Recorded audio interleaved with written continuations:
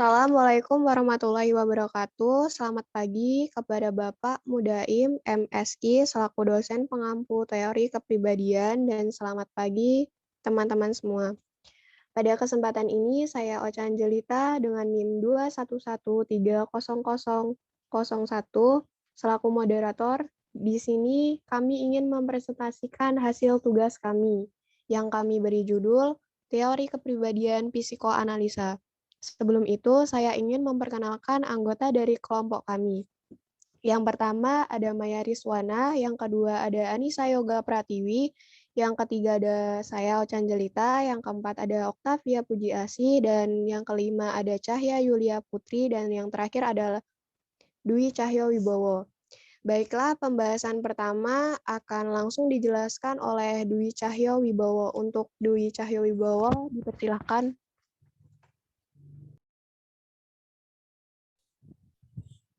Baik, terima kasih. Di sini saya akan menjelaskan tokoh dan teori psikoanalisis. Psikoanalisis adalah cabang ilmu yang dikembangkan oleh Sigmund Freud. Sigmund Freud sendiri dilahirkan di Moravia pada tanggal 6 Mei 1856 dan meninggal di London pada tanggal 23 September 1939. Psikoanalisis dan psikoanalisa Freud sama artinya. Bila beberapa pengikut Freud di kemudian hari menyimpang dari ajaran dan menempuh jalan sendiri-sendiri, mereka juga meninggalkan istilah psikoanalisis dan memilih suatu nama baru untuk menunjukkan ajaran mereka. Contoh yang terkenal adalah Carl Gustav Jung dan Alfred Adler. Next.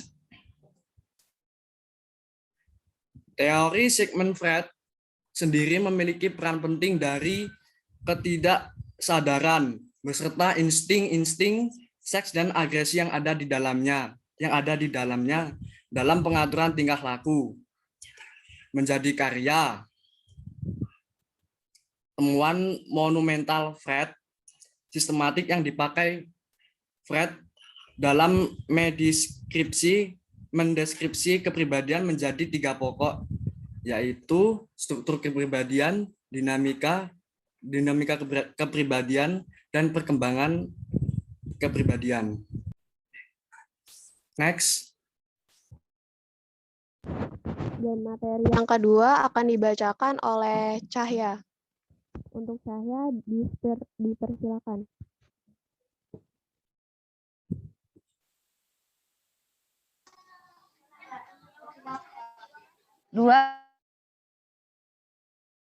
Kepribadian.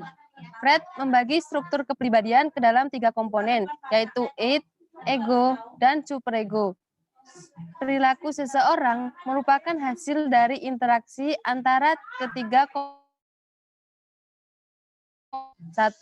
ID atau DSS. ID berisikan motivasi dan energi positif dasar yang sering disebut insting atau stimulus. Berorientasi pada prinsip kesenangan atau pleasure principle atau prinsip reduksi ketegangan yang merupakan sumber dari dorongan seperti makan, minum,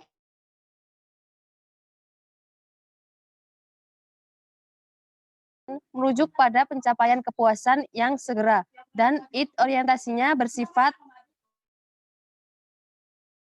Maya. Untuk memperoleh kesenangan id menempuh 2 cara, yaitu melalui refleks dan proses primer. Proses primer yaitu dalam mengurangi ketegangan dengan berhayal. Next. 2. Ego atau DSS.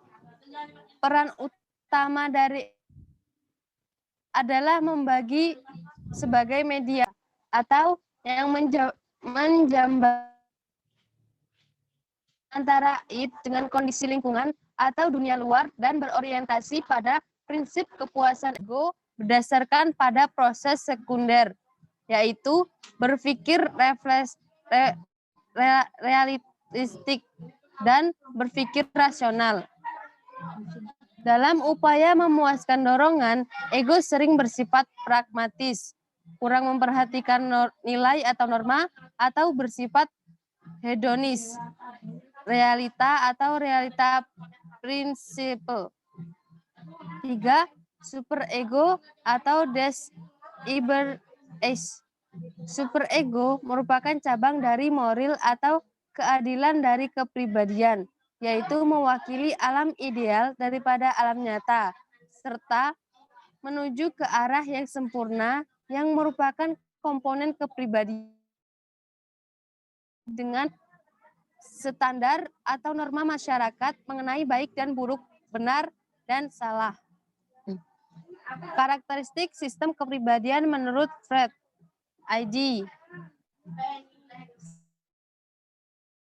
Asli atau the true psyche.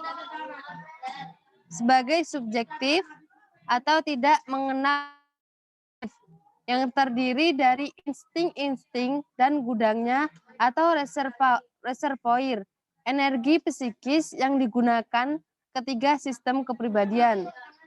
Ego berkembang untuk memenuhi kebutuhan terkait dengan dunia nyata, memperoleh energi dari ID, mengetahui dunia dan objektif dunia nyata. Superego, komponen moral kepribadian terdiri dari dua subsistem, kata hati atau yang menghukum tingkah laku yang salah, dan ego ideal yang mengajar tingkah laku yang baik. Yang ketiga akan saya bacakan sendiri, itu ada yang namanya dinamika kepribadian. Dinamika kepribadian itu sendiri terkait dengan proses pemuasan insting, pendistribusian energi psikis, dan dampak dari ketidakmampuan ego untuk mereduksi ketegangan pada saat bertransaksi dengan dunia luar. Dibagi menjadi yang pertama, satu ada insting. Insting itu merupakan kumpulan hasrat atau keinginan atau wishes. Dan tujuan dari insting adalah mereduksi ketegangan atau tension reduction yang dialami sebagai suatu kesenangan. Next.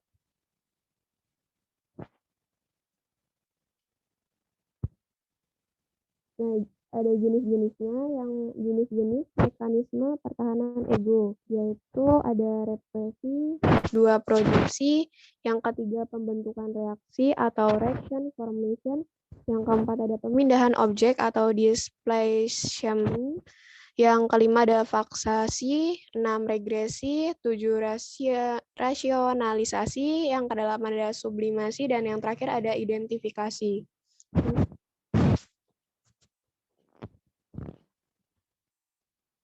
Dan teori yang keempat akan dibacakan oleh Maya. Untuk Maya, dipersilahkan. Baik, terima kasih Ocha. Saya akan melanjutkan presentasi dari rekan saya Ocha. 4. Perkembangan kepribadian. Perkembangan manusia dalam psikoanalitik merupakan suatu gambaran yang sangat teliti dari proses perkembangan psikososial dan psikoseksual, mulai dari lahir sampai dewasa. Dalam teori Freud, setiap manusia harus melewati serangkaian tahap perkembangan dalam proses menjadi dewasa. Tahap-tahap ini sangat penting bagi pembentukan sifat-sifat kepribadian yang bersifat menetap. Menurut Freud, kepribadian orang terbentuk pada usia sekitar 5-6 tahun, meliputi beberapa tahap, yaitu tahap oral, tahap anal, tahap halik, tahap laten, dan tahap genital. Oke, next.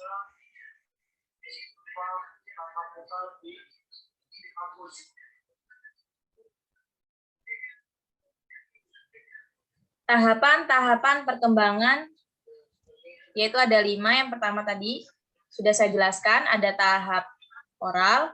Yang kedua ada tahap anal. Ketiga ada tahap palik. Keempat ada tahap latensi. Dan yang kelima ada tahap genital. Implikasi teori kepribadian psikoanalisis terhadap bimbingan dan konseling. Psikoanalisis dipandang sebagai pendekatan atau metode terapi bimbingan dan konseling. Ada beberapa implikasi teori psikoanalisis terhadap bimbingan dan konseling, yaitu sebagai berikut. Tujuan bimbingan dan konseling. Bimbingan dan konseling bertujuan untuk A.